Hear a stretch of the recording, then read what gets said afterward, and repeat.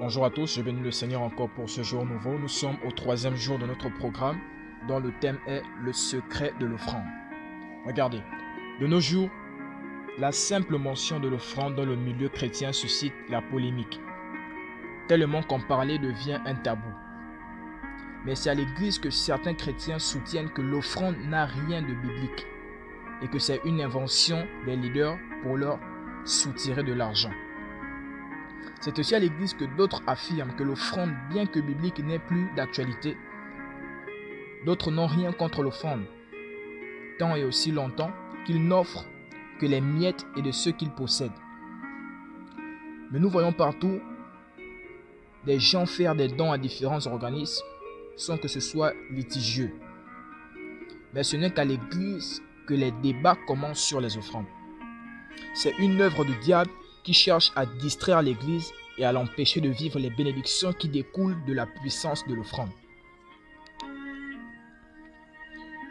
Tout d'abord, je veux que vous compreniez qu'offrir n'est pas une exclusivité chrétienne.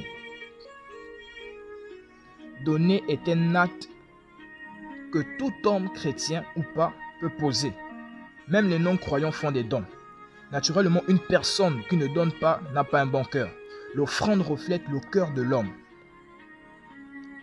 On s'aime beaucoup quand on aime et on offre ce qui nous est précieux. Ce sont les mauvaises dispositions du cœur qui font que l'homme ne peut donner ou partager. Plusieurs attitudes cohabitent à l'église face à l'offrande. Mais certains chrétiens refusent d'offrir de peur d'enrichir même leur pasteur. Et c'est une réalité qu'on découvre aujourd'hui.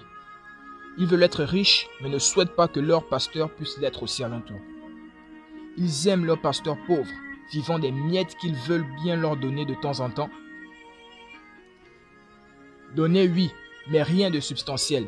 Il ne veut pas donner ce qui est consistant, ce qui est substantiel. Face à une telle attitude, il est légitime de se demander ceci. Si réellement l'offrande enrichissait le pasteur, la personne qui veille continuellement sur la vie spirituelle des autres, quel mal y aura-t-il dans cela? La Bible ne dit-elle pas que chaque ouvrier mérite son salaire en 1 Timothée chapitre 5 verset 18? À mon avis, on ne devrait pas être jaloux de ceux qui nous imposent les mains. Au contraire, nous devons prier pour qu'ils soient bénis car c'est la preuve que Dieu nous bénira aussi. D'autres écoutent l'évangile mais ne veulent pas offrir à Dieu. Ils tordent même les Écritures pour appuyer leur comportement. Ils soutiennent que Jésus-Christ est le sacrifice perpétuel et qu'il n'y a pas de raison d'offrir vu qu'il a déjà tout donné. D'autres quittent les églises à cause des offrandes. Et pourtant, c'est une pratique que l'on trouve dans la parole de Dieu. On ne peut pas accepter que Jésus-Christ, on ne peut pas accepter Jésus-Christ et refuser ces saintes Écritures. D'autres payent sans bouder les médecins, des frais d'avocat, etc. à grosse somme d'argent. Mais dès qu'il est question d'offrir à Dieu, ils sont réticents, jugent que c'est trop, non nécessaire. D'autres disent même que l'Église et les serviteurs de Dieu doivent être pauvres à l'instar de Jésus. On veut vous faire croire que Jésus était pauvre, ce qui est archi faux. Il faut refuser qu'on vous présente un Dieu pauvre. Ou un Dieu dont les serviteurs sont pauvres. Nulle part dans la Bible, je n'ai vu que Jésus était pauvre. La preuve, à sa mort, il portait une tunique d'une grande valeur que les soldats romains même leur arrachaient et qui se sont partagés. À sa naissance, la Bible nous dit que les rois mages lui ont offert de l'or en hommage de sa royauté, l'encens en hommage de sa divinité et la myrrhe, un parfum avec lequel on embaumait le corps des défunts pour annoncer sa mort. Mais ce qui me fait dire que Jésus a commencé sa vie en étant millionnaire. Même Hérode voulait lui rendre hommage parce qu'un roi n'a pas peur d'un moins que rien. S'il tremblait et qu'il disait au roi mage que allez-y, lorsque vous le verrez, faites-moi signe afin que je lui rende hommage. Les rois ne fréquentent que les rois. Les princes ne fréquentent que les princes.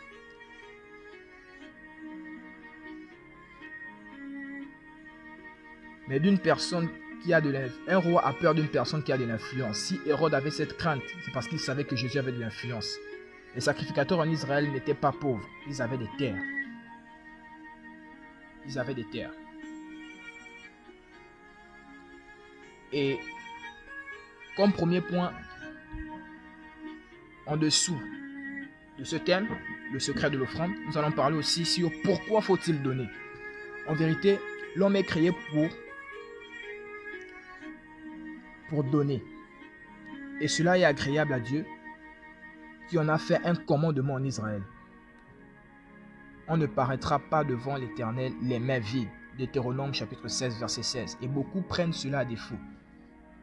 Quand l'homme de Dieu veut toujours quelque chose, il veut toujours l'argent. Lorsqu'on vient le voir pour un souci, il faut toujours connaître quelque chose. C'est Dieu qui le dit. On ne paraîtra pas devant l'Éternel les mains vides. Peu importe ce qu'on veut vous faire croire, sachez qu'il n'y a pas de divinité sans offrande et sacrifice.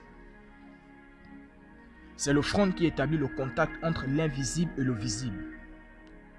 Nous sommes visibles, nous offrons quelque chose de visible à celui qui est invisible parce que nous croyons qu'il existe. L'offrande déplace aussi la vie d'une personne. L'offrande est attachée à la vie de la personne qui sème. Raison pour laquelle l'offrande nous donne des grâces même imméritées. Lorsqu'on donne avec un cœur bien disposé. Il y a des personnes qui sont protégées parce qu'ils ont semé dans certaines églises. Il y a des personnes qui sont protégées, dans lesquelles même leurs familles sont protégées parce que quoi? Ils ont semé dans certains programmes où Dieu était à l'intérieur. Et j'aime cet extrait du prophète Joël Francis Tatou qui a parlé sur la vie d'un homme qui a manqué de faire un accident parce que quoi? Il avait semé l'offrande dans un programme. Et on peut regarder même les... de mort te cherche aujourd'hui. Mais tu as raté parce que l'offrande que tu avais envoyée en 2020 était arrivée. Comme vous le voyez, l'offrande symbolise notre foi en Dieu invisible. Il y a une force spirituelle sur l'offrande. Nous offrons avec notre cœur à Dieu. Si l'on devait raisonner même avant d'offrir à Dieu, je ne crois pas qu'Abraham allait offrir Isaac à la montagne de Morija. Sinon, la demande de Dieu allait lui être absurde. Mais tous ceux qui ont offert dans la Bible ne sont pas liés, ne sont pas fiés à leur raisonnement, mais plutôt à la révélation qu'ils avaient reçue. Le diable n'aime pas que l'on donne, car il sait qu'il y a une réelle puissance dans l'offrande, capable de briser le cycle de la pauvreté dans la vie de l'homme.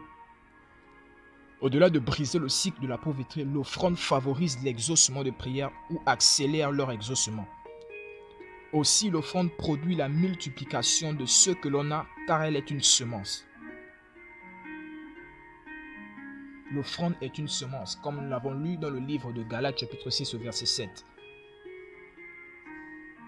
Quand on plante un grain de maïs, on récolte des épis de maïs. Jésus-Christ lui-même est une semence. Il a fallu que le Père le mette en terre pour qu'il ait le monde entier comme récolte. Donc Jean 3,16. Également, il y a dans l'offrande une puissance capable d'assurer la protection de notre progéniture. L'offrande transforme des vies et vous protège vous-même. Vous l'avez écouté dans cet extrait. Il y a des gens qui posent des actes qui leur attirent la faveur divine.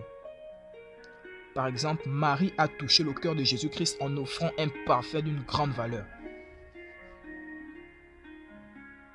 Lorsqu'elle a parfumé la tête de Jésus.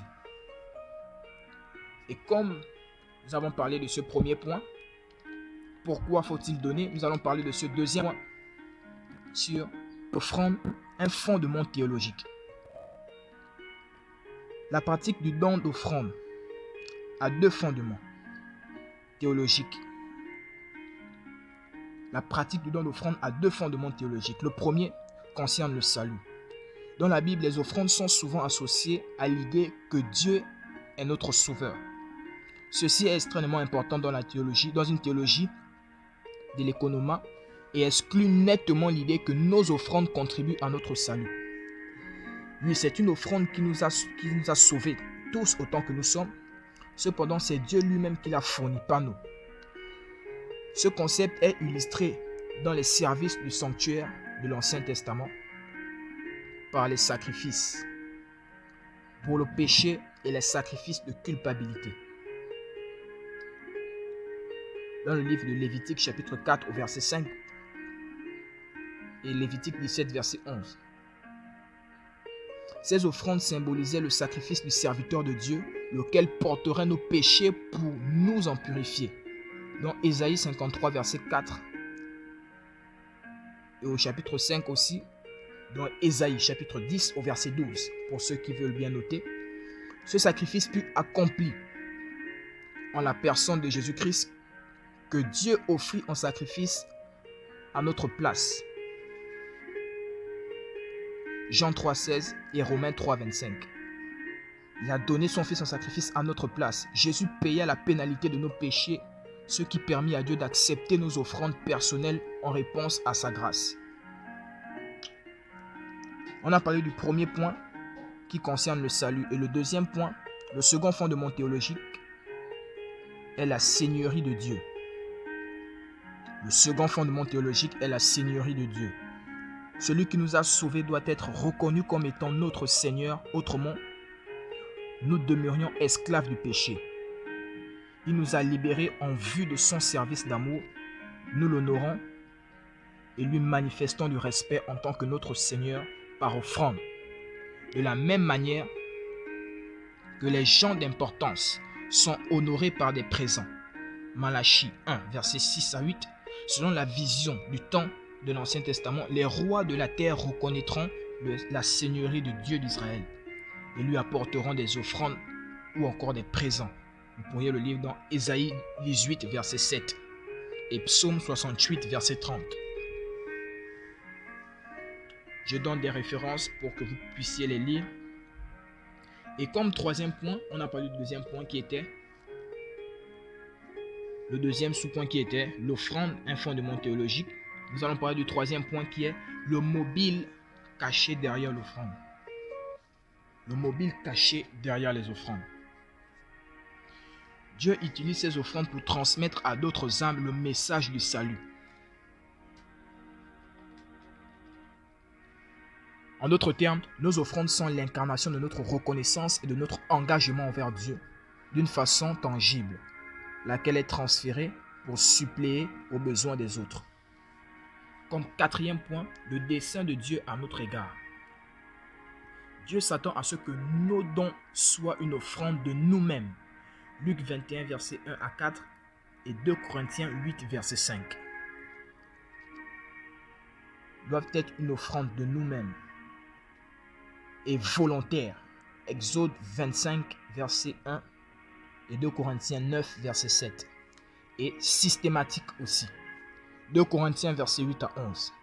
Systématique signifie que nous donnons selon nos moyens, que nous assignons un pourcentage spécifique de nos revenus aux offrandes. Nous donnons non parce qu'il y a des besoins, mais parce que Dieu a été bon pour nous. Nous devons comprendre que vous ne donnez pas non seulement parce qu'il y a des besoins, mais par reconnaissance de ce que Dieu a fait pour vous. Et parce que nous voulons lui exprimer notre amour et notre reconnaissance de façon désintéressée. Donc, je bénis le Seigneur pour ce message et je prie que cela serve encore à nous amener à comprendre l'importance du secret caché derrière l'offrande. Que Dieu vous bénisse.